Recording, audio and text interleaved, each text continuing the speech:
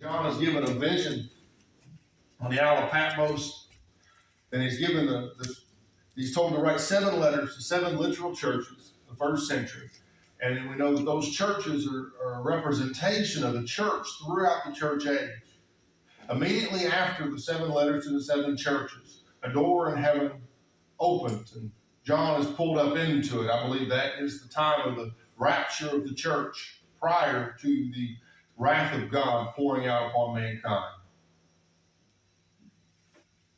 We see in chapter 4 that John is in heaven with the elders, the ones who are a representation of the redeemed, the Old Testament and the New Testament, 12 tribes and 12 apostles. We'll pick back up and we'll be in Revelation chapter 5. Revelation chapter 5. And I saw in the right hand of him that sat on the throne a book written within and on the backside, sealed with 7 seals. Now we've talked about this book or this scroll before, and I have to ask again to make sure we know what that is. In the right hand of God the Father, this book or this scroll is the title deed to earth. People will say that it is the judgment of God, right? And they're not wrong in saying that when we get to the next chapter and start seeing the seals and the trumps and the bowls and the vials. But I believe those are just in the act of repossessing the earth. So who had the earth originally? Adam. When Adam was in the garden, he was given the charge with Eve to fill the earth, to subdue it. He was given the title deed for earth, and he lost it. The man lost the title for earth in the fall. When Adam and Eve sinned and were cast out of the garden, they were dispossessed from the earth.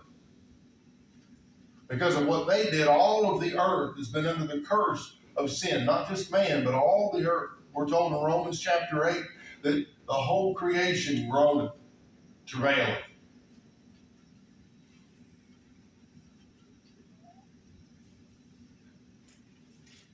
I just want us to understand, we know what a squatter is today, right? A squatter is someone that comes into land that is not their own and lives there or stays there. That is the same thing that Satan has done today through sin. He is squatting on the rights to the earth. He holds those under his sway. And I believe that the seals and the judgment of God, right, which is the wrath of God in the book of Revelation, is the act of repossessing the earth through Christ. So we know that Adam lost the title for earth. He lost the legal right to earth through sin, through the fall. And through Adam, all man has lost that right. Through Adam, all the earth groaneth, travaileth under the weight of sin and death.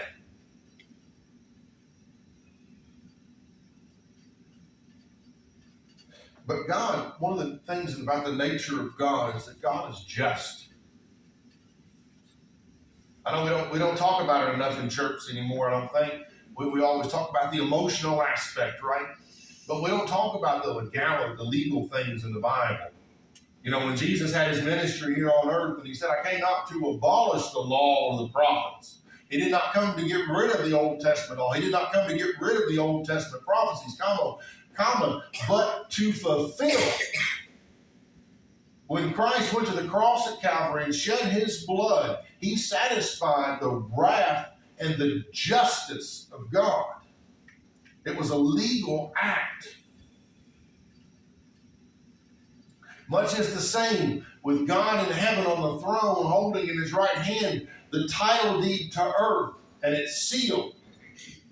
In God's law, in Leviticus chapter 25, God gives the provisions for a kinsman of one that has lost the property to redeem it.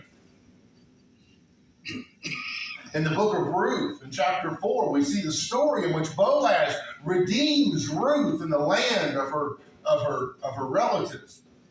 that died in Moab.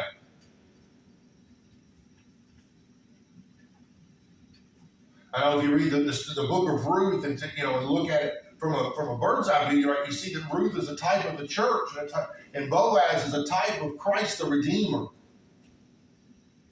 But in that story, you see Boaz legally redeeming the land and Ruth. In Jeremiah chapter 32, just to set the stage, in Jeremiah chapter 32, Israel's about to be overrun. They're going to be exiled, just as was prophesied by the prophets. And Jeremiah is told to go and buy a piece of land. What will be the point of buying a piece of land in a country that's getting ready to get conquered? And in the narrative and in the story in Jeremiah 32, it's a sign from God that Israel will not always be dispossessed from their land. But Jeremiah goes and he buys the land, and he has his scribe Baruch seal up the deeds in a jar. Even though Jeremiah won't live long enough to see that land be redeemed, one of his relatives will. That's the story we see in Revelation chapter 5 and verse 2. And I saw a strong angel proclaiming with a loud voice, "Who is worthy to open the book and to loose the seals thereof?" And no man in heaven nor in earth, neither under the earth, was able to open the book, neither to look thereon. No man. What should this tell us about whether we should follow God or man? No man. No one is found worthy. Of course, and the picture of who's in heaven at that point is the redeemed. The redeemed can't be the Redeemer. And I wept much, because no man was found worthy to open and to read the book, neither to look thereon. And I wept much. People make light of that passage that John the Apostle cries in heaven. Very few times in the Gospels does Jesus weep. And here we're told that John in heaven weeps. Why? This is not some idle curiosity or some emotional thing so much as it is realizing the weight of what is going on, in which God holds the deed to earth, the legal right to earth, and yet there is no man in heaven, on earth, or under the earth that can take that deed from God the Father. What that means is that where John stands right there in that passage is that the earth and those that dwell on it will forever be under the curse of sin and death. And one of the elders saith unto me, "Weep not. Behold, the Lion of the tribe of Judah, the Root of David, hath prevailed to open the book and to loose the seven seals thereof."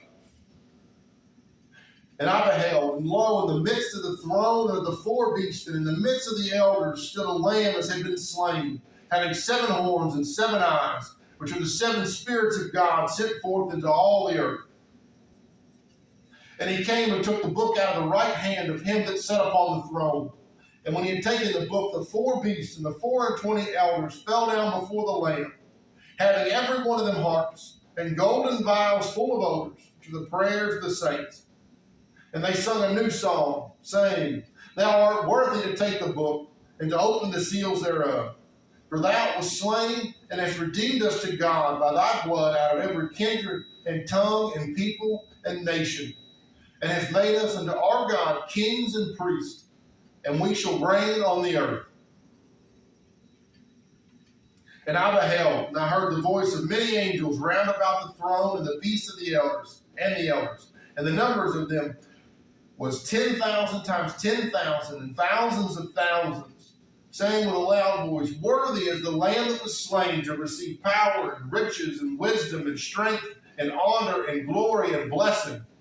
And every creature which is in heaven and on the earth and under the earth, and such as are in the sea, and all that are in them, heard I say, "Blessing and honor and glory and power be unto him that sitteth upon the throne, and unto the Lamb forever and ever." And the 4 beasts said, "Amen." And the 420 elders fell down and worshipped him that liveth forever and ever. And so John in heaven sees God have the scroll, the book, right? And no man can be found. And the angel proclaims who is worthy. No man can be found. And one of the elders saith unto me, Weep not, behold, the Lion of the tribe of Judah. The lion. What's a lion in the animal kingdom? A lion is the king of the animal kingdom. It is the beast of beasts. Nobody messes with a lion.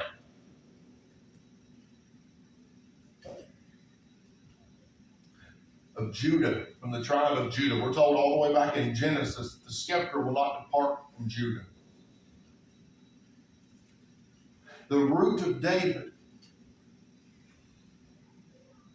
In the Old Testament, we come to understand the Messiah is one that will be, as in Isaiah, the root of Jesse, the father of David. He will come before David, and yet he will come after David, which speaks to his everlastingness. As we're told that Jesus is from everlasting to everlasting. The root of David has prevailed to open the book. How did Christ prevail? We're told when he calls us to overcome. In the letters to the churches, he says that I have overcome. How did Christ overcome? Christ resisted the wiles of the devil, the adversary, and fulfilled the will of God. Christ overcame. He's the one who did prevail to open the book. He's the one that has earned the authority and the right to repossess the earth.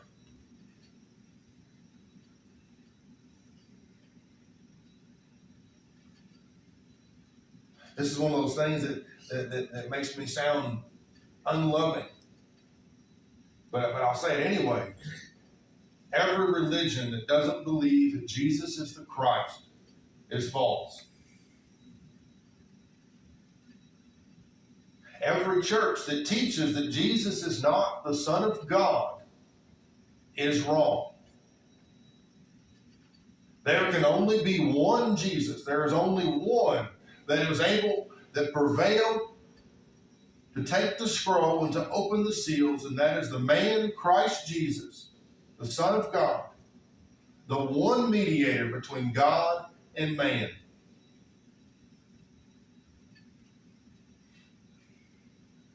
You know, I spent the whole week in this chapter.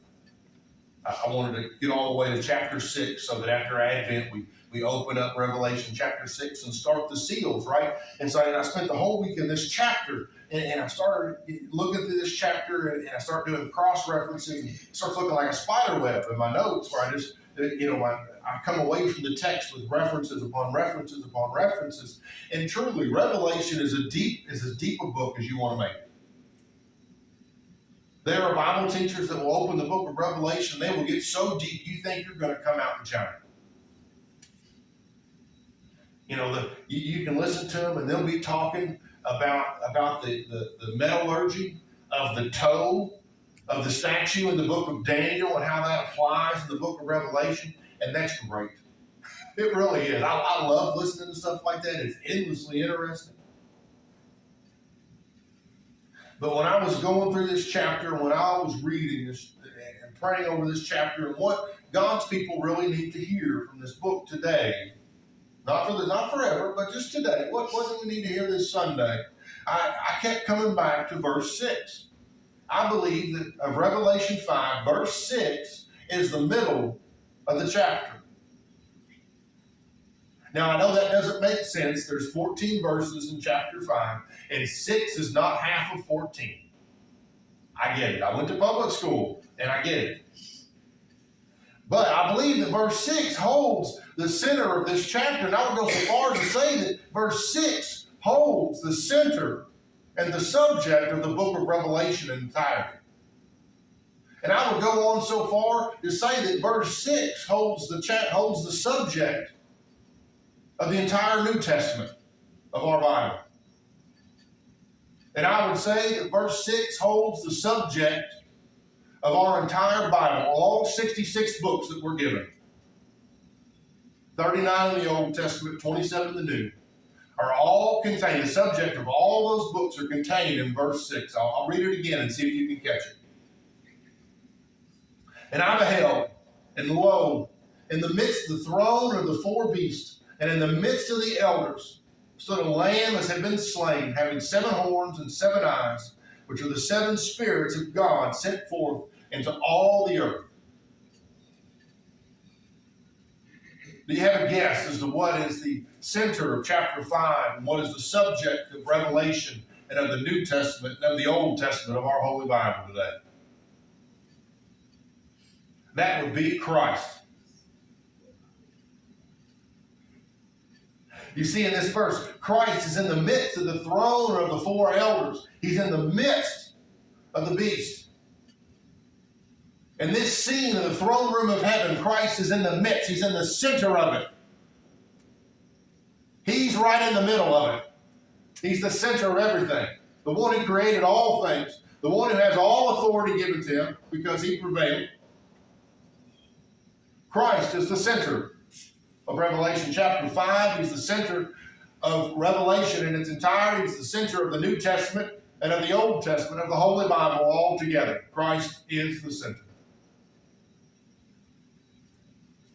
I was listening to an exchange of an old preacher and a young preacher one time, and the young preacher filled in for the old, yet the old came to church anyway just to hear him preach. And the young preacher asked him after the service, "How did I do?" The old preacher told him, "It wasn't very good. Your sermon wasn't very good." The young preacher was shocked, and he said, "But I studied and studied and studied and thought I had the text really well." And the old preacher looked at him and said, "Well, where was Jesus?" The young preacher said, "Well, Jesus wasn't in the text I used this morning." And the preacher proceeded to tell him that all verses and all texts lead back to Jesus. And it's the job of the preacher to pave the road to him. That old preacher was Charles Spurgeon, known as the Prince of Preachers. I got another quote from Charles Spurgeon. I just wanted to let you hear this morning. I was blessed by this. "I sometimes wonder that you do not get tired of my preaching, because I do nothing but hammer away on this one nail. With me it is, year after year, none but Jesus. None but Jesus." Do you hear that in Revelation chapter 5? Christ is in the midst of the throne and of the beast, and he's in the midst of the elders. Christ is the center of it all. As much as we learn and as much as we do,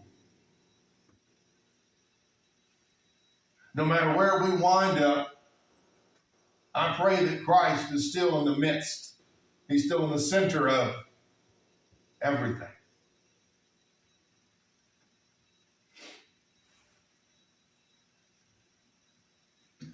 A lamb had been slain. We know that John the Baptist in the Gospel of John calls Christ the Lamb that came to take away the sin of the world. Until he could not become the Lion unless he first became the Lamb. We're told in Isaiah 53, he was led as a lamb to the slaughter. That was the purpose of his first advent, was to live and to die for us.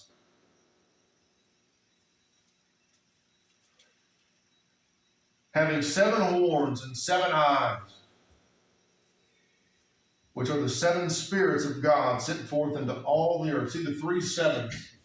7 in the Bible, as we see over and over and over again. 7 is God's number for completion. 7 is the fullness. So he has 7 horns. Horns in prophecy always denote power or station. And so the Lamb that prevailed, that can take the scroll, the Lamb that is Jesus Christ in the vision, has 7 horns. That means that he has all power. He has all station. And 7 eyes. That means that he has all wisdom, all knowledge, all record of everything from the seven spirits of God that go forth into all the earth.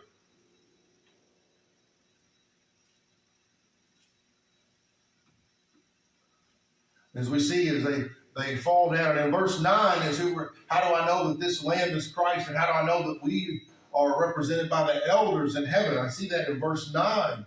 In the song they sing, for Christ has redeemed us for the Lamb has redeemed us to God by thy blood. There is only one that shed their blood for all the world, the one who saves every kindred and tongue and people and nation. And in verse 9, we're told who Christ is, we're told who the elders are, and we're told of who can be among them. Every kindred and tongue and people and nation.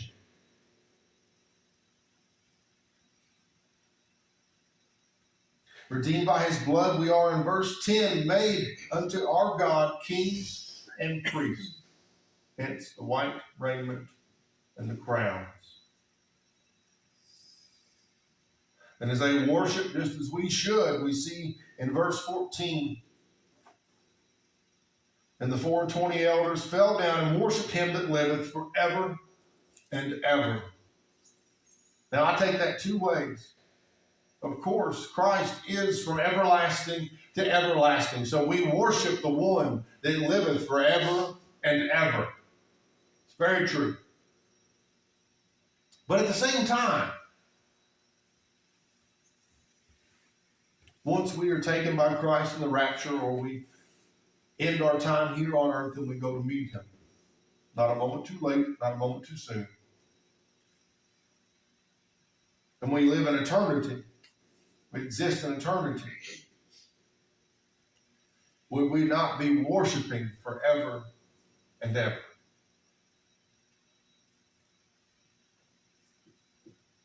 Now I just want you to think about this, because in verse 13 it tells us that they see every creature which is in heaven and on the earth and under the earth, and such are in the sea and all that are in them.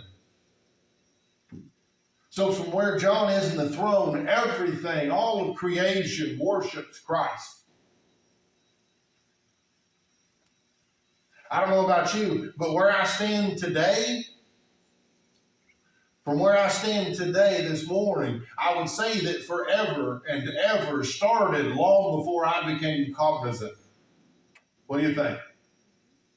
It's a big word. I pronounced it good. I feel good about that.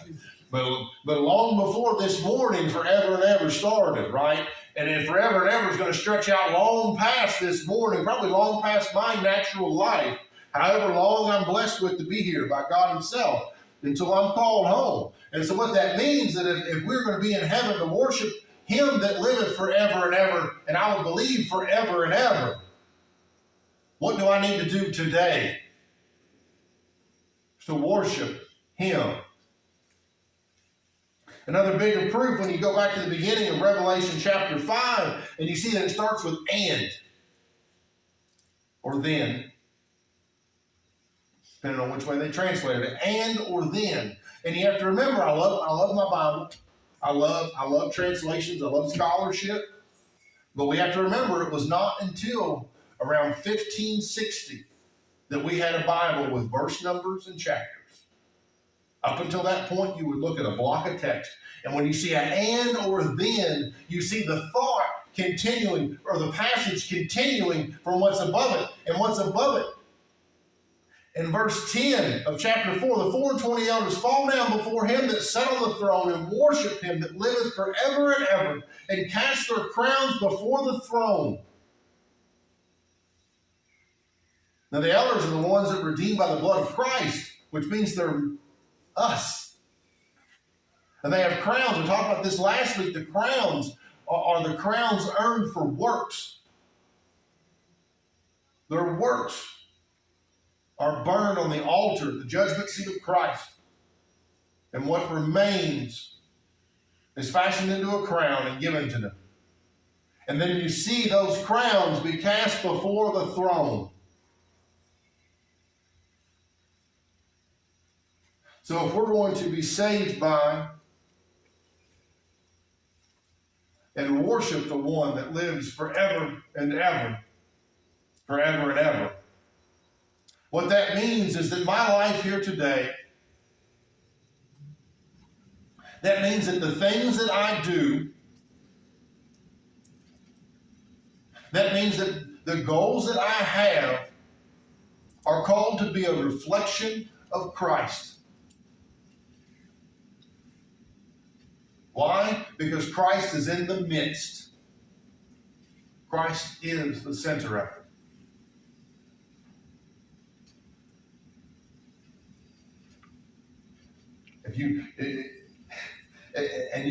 You can say, yeah, okay, he's just making another call to holiness. Yes, I am. That's just the simple fact that we are called to be holy. We are called to be set apart. We are called to be different than the world. We're called pilgrims. We're called strangers. We're called aliens, foreigners.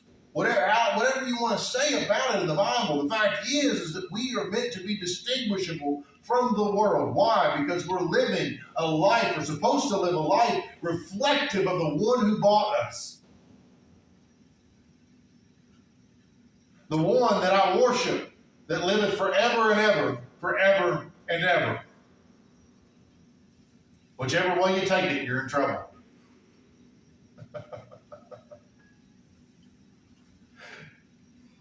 And so when I read this passage and I see in verse 6 that Christ is the center of all things, and sometimes we can lose sight of that even in the teaching and preaching from the pulpit, that Christ is the center of all things. And everything should come back to Jesus. Why? Because in the end, everything's going to go back to Jesus forever and ever.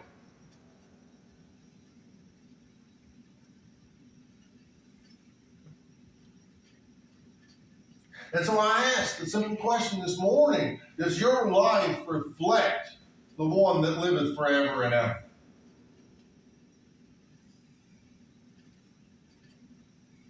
The Lamb who overcame.